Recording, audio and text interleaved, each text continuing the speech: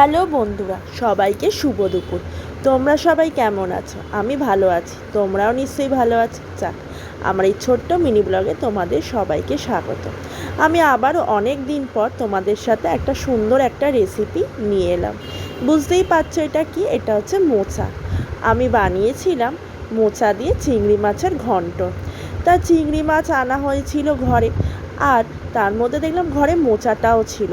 ভাবলাম চলো তোমাদের সাথে চিংড়ি মাছ দিয়ে একটা মোচার একটা ঘন্টর রেসিপি তোমাদের সাথে শেয়ার করি। তার সাথে একটু কিছু ছোলাও ভেজানো ছিল। আমি কনফিউজ ছিলাম যে চিংড়ি মাছ দিয়ে করব না ছোলা দিয়ে নিরামিষ করব। ভাবলাম চিংড়ি মাছ দিয়েই করা যাক, ছোলা দিয়ে তো হামেশাই করা যায়।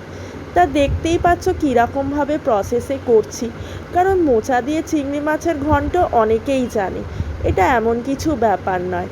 আমি পুরোটাই টোটালি নিরামিষভাবেই করেছিলাম। এখানে ফোড়ন দিয়ে মশলার পেস্টটা দিয়ে নুন দিয়ে সেদ্ধ করে নিলাম।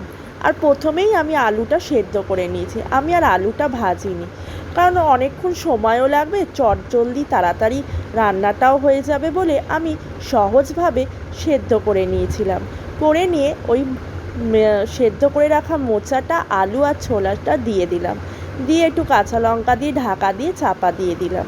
তারপর নামানোর আগে একটু গরম মশলা গুঁড়ো আর ঘি দিয়ে নামিয়ে নিয়েছিলাম।